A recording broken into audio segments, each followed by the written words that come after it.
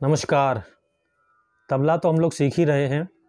मेरे मन में विचार आया कि तबला सीखते हुए हम लोग कुछ चर्चा भी करें, तो इसी क्रम में आज हम तबले के जन्म को लेकर चर्चा करते हैं, क्योंकि हम जो वाद्य सीख रहे हैं उसके बारे में भी हमें पता होना चाहिए। तो तबले का जन्म कैसे हुआ, क्यों हुआ, कई सारी इसके बारे में कहानियाँ हैं। जैसे कि पखावज को काटकर तबला बनाया गया, इसके बारे में एक कहानी है। ये ताल प्रकाश नामक पुस्तक में पंडित किशन महाराज जी ने इसको बताया है कि खब्बे हुसैन ढोलकिया थे जो कुदऊ सिंह जी से पखावज वादन में हार गए। तो गुस्से में उन्होंने पखावज को काट दिया और उसके बाद तब भी बोला या तब बोला, काटने के बाद तो तबला बन गया। तो पंडित किशन महाराज जी ने इस बात का खंडन भी किया है कि जब पखावज या तबले की एक दो बद्री कट जाने से इंस्ट्रूमेंट ठीक नहीं बोलता है, तो पूरा पखावज काट देने से कैसे बोला होगा। तो ये बात उचित नहीं जान पड़ती है। इसी प्रकार कई लोगों का मत है कि जब मुग़ल हमारे हिंदुस्तान में आए तो वो अपने साथ एक वाद्य लेकर आए जिसको तबल कहते थे फ़ारसी भाषा में। तबल ऐसा वाद्य था जो ऊपर, जिसका मुंह ऊपर की तरफ होता है, ऊपर से सपाट होता है और चमड़े से मड़ा होता है। ऐसे वाद्य को तबल कहते हैं। वही धीरे आगे चलकर तबला हो गया। लेकिन तबला जो है 100% भारतीय वाद्य है। इसी प्रकार कुछ लोगों का कहना है कि अमीर खुसरो साहब ने तबले का आविष्कार किया। हमारे इतिहास में 2 अमीर खुसरो साहब हुए। एक 13वीं शताब्दी के अमीर खुसरो साहब जो सूफ़ी कवि थे, सूफ़ी संत थे, को कुछ लोग मानते हैं कि उन्होंने तबला बनाया। लेकिन अगर मान लिया जाए कि उन्होंने तबला बनाया तो 13वीं शताब्दी से लेकर 18वीं शताब्दी तक 500 सालों में एक भी तबला वादक का नाम हमें नहीं मिलता है। तो ऐसा क्यों? तबला बनने के बाद भी कोई तबला किसी ने नहीं बजाया, तो ये तो बात समझ में नहीं आई। इसलिए ये बात भी सही जान नहीं पड़ती है। लेकिन हाँ, दूसरे अमीर खुसरो साहब थे 18वीं शताब्दी में।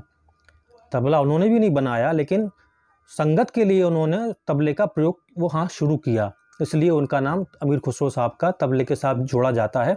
लेकिन लोग इन अमीर खुसरो की जगह 13वीं शताब्दी के अमीर खुसरो साहब को समझ बैठते हैं और तबले के साथ उनका नाम जोड़ देते हैं। लेकिन ये 18वीं शताब्दी के अमीर खुसरो थे जिन्होंने तबले को संगत के लिए सबसे पहले उपयोग किया तबले का। अवनतवाद की चर्चा करते हैं तो ऐसी मान्यता है कि सर्वप्रथम अवनतवाद है वो भगवान शिव का डमरू है। मान्यता ऐसी, और लोगों का कहना है कि डमरू से जो शब्द वर्ण उत्पन्न हुए उन्हीं से पखावज, मृदंग, तबले की भाषा बनी।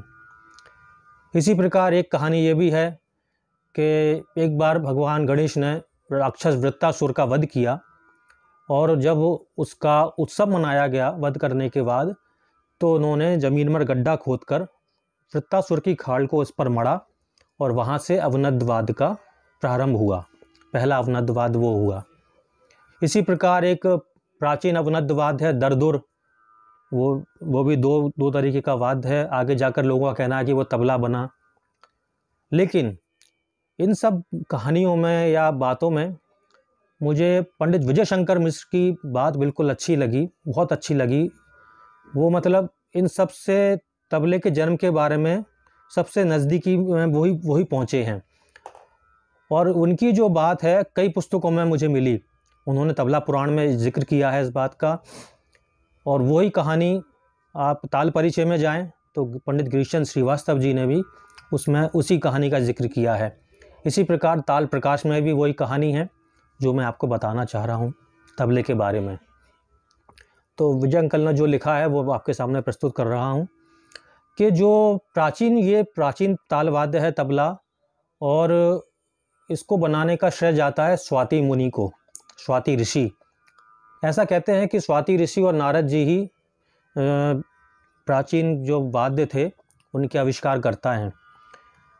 इनमें से एक बार स्वाति ऋषि तालाब पर जल लेने के लिए गए तो वहाँ तालाब में कमल पुष्प खिले हुए थे, तो वहाँ बारिश होने लगी। तो जब बारिश की बूंदें कमल पत्रों पर पड़ी तो टिप टिप की ध्वनि उत्पन्न हुई उनको वो ध्वनि बड़ी मधुर लगी स्वाति ऋषि को। तो वो जब लौटकर आश्रम आए तो उन्होंने विश्वकर्मा जी को बुलाया और उनसे उन्होंने कहा कि मुझे ऐसा आप वाद्य बनाकर दीजिए जिसमें इस प्रकार की ध्वनि उत्पन्न हो सके। तब विश्वकर्मा जी ने सर्वप्रथम 3 वाद्यों का निर्माण किया जिनको पुष्कर नाम दिया, पुष्कर या त्रिपुष्कर। और क्योंकि ये वाद्य मिट्टी से बनाए गए थे इसलिए उनको मृदंग कहा गया, क्योंकि मिट्टी का एक नाम मृतिका भी है, संस्कृत में मृतिका कहते हैं, तो मिट्टी से बने के कारण मृदंग उनको नाम पड़ा। ये भी ध्यान देने योग्य बात है कि मृदंग किसी पर्टिकुलर एक वाद्य का नाम नहीं था। उस जमाने में जो भी वाद्य मिट्टी से बनते थे उन सबको मृदंग कहते थे, तो इन वाद्यों को भी मृदंग कहा गया। ये 3 वाद्य थे। तो पहला जो वाद्य था वो आंकिक कहलाता था। अंक यानी गोदी में रखकर बजाया जाता था, यानी उसको आंकिक कहा गया। 2 वाद्य थे जिनको ऊर्ध्वक और आलिंग कहते थे, जो खड़े रखे जाते थे, उनको ऐसे बजाया जाता था। और इन तीनों वाद्यों का एक साथ वादन होता था, इसलिए इनको त्रिपुष्कर भी कहा जाता था। अब 3 वाद्यों का एक साथ वादन कठिन था बजाना, इसलिए आगे जाकर धीरे धीरे इनका अलग अलग वादन होने लगा। इनकी ये अवस्था 6वीं 7वीं शताब्दी तक रही। फिर धीरे धीरे आगे जाकर आंकिक वाद्य जो था, जिसको गोदी में रखकर बजाते थे, उसमें परिवर्तन हुआ। धीरे धीरे वो पखावज बना और वही मृदंगम के नाम से प्रसिद्ध हुआ। एक बात बताऊं आपको कि 13वीं शताब्दी से पूर्व हमारे भारत में एक ही पद्धति प्रचार में थी और उसके बाद 2 प्रकार की पद्धतियां हमारे प्रचार में आईं। साउथ इंडियन म्यूज़िक, जिसको कर्नाटक ताल पद्धति कहते हैं, और नॉर्थ में वही उत्तरी ताल पद्धति के नाम से प्रसिद्ध हुई। तो उत्तर में जो आंकिक वाद्य था आगे जाकर पखावज के नाम से प्रसिद्ध हुआ और साउथ में वही वाद्य मृदंगम के नाम से प्रसिद्ध हुआ। अब ऊर्ध्वक और आलिंग, आंकिक तो चलो शास्त्रीय संगीत के साथ जुड़कर आगे बढ़ गया, लेकिन ऊर्ध्वक और आलिंग वाद्य लोक संगीत के साथ जुड़कर थोड़े पीछे की तरफ चले गए। उस जमाने में निम्न स्तर की नर्तकियां उनको वाद्यों को कमर में बांधकर बजाती थी। इसके चित्र आप अजंता एलोरा की गुफा में आज भी देख सकते हैं। उनकी मूर्तियां बनी हुई हैं कि एक स्त्री कमर में बांधकर ऐसा वाद्य बजा रही है जो तबले की तरीके का है। वो ऊर्ध्वक और आलिंग हैं, तबला नहीं है। तो इनकी ये अवस्था इन वाद्यों की 18वीं शताब्दी तक बनी रही।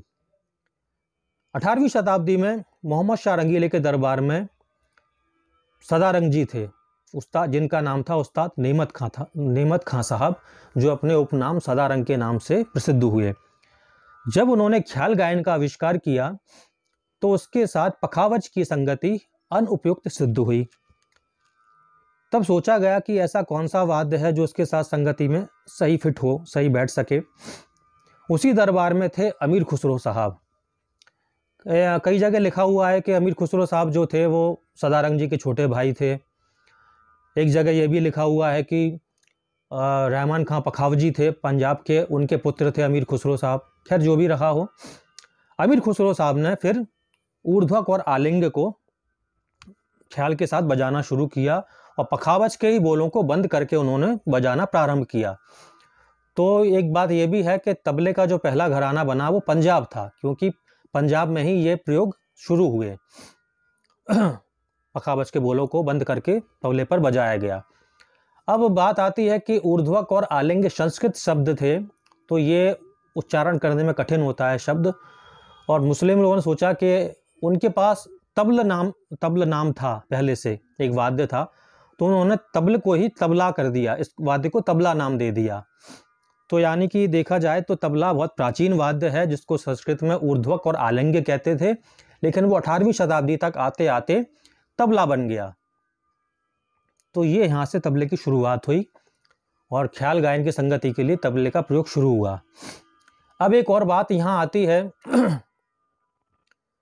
लेकिन उस जमाने में एक बात और बताऊं कि तबले के दाएं में तो स्याही लगने लगी थी, लेकिन बाएं पर आटे का, जैसे पखावज में बाएं पर आटा लगता है ना, उसी प्रकार से तबले के बाएं में भी आटा लगाया जाता था। तब उस्ताद सिद्धार्थ खां साहब, जो दिल्ली घराने के जन्मदाता हैं, उन्होंने सोचा कि इसमें ढोलक की तरह गमकदार बोल तब तक उत्पन्न नहीं हो सकते जब तक इसके बाएं में भी पक्की स्याही ना लगा दी जाए।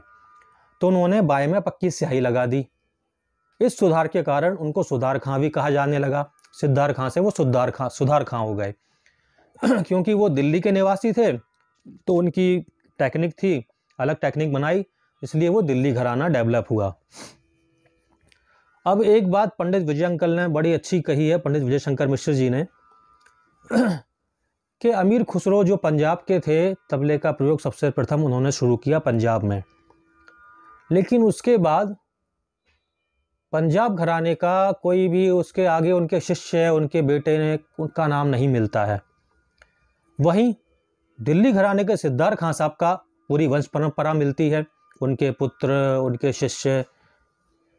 तो उन्होंने कहा कि हो सकता है कि ये अमीर खुसरो साहब जो थे उन्होंने ही तबले पर बाएं में स्याही लगाई हो और उन्हीं का नाम सुधार खां साहब हो गया हो, ये उनकी बात है।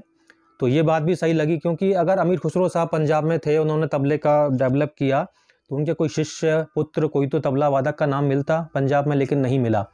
आगे जाकर भवानी सिंह, भवानी दीन, कादिर बख्श साहब, इन लोगों के नाम आते हैं, लेकिन अमीर खुसरो के साहब उनका कोई पुत्र, उनका शिष्य का नाम नहीं आता है। तो हो सकता है कि दोनों एक ही व्यक्ति हों, अमीर खुसरो या सिद्धार खां साहब। खैर जो भी हो, तो यहाँ से तबले का प्रारंभ हुआ 18वीं शताब्दी से, लेकिन तबला बहुत प्राचीन काल से हमारे यहाँ था। तो ये तबले के बारे में कुछ विचार मैंने आपके सामने रखे, जो मैंने कई किताबों में पढ़े हैं, गुणियों लोगों से, विद्वान लोगों से सुने हैं। ये है तबले का जन्म के बारे में। उम्मीद है आप लोगों को समझ में आया होगा। तो अगली वीडियो में कुछ और हम लोग ऐसी बीच बीच में मैं वीडियो लाता रहूँगा, जिससे जानकारी मेरी भी बढ़े, आप लोगों की भी बढ़े। तो मिलते हैं फिर अगली वीडियो में हम लोग कुछ और नई चीज़ों के साथ। धन्यवाद।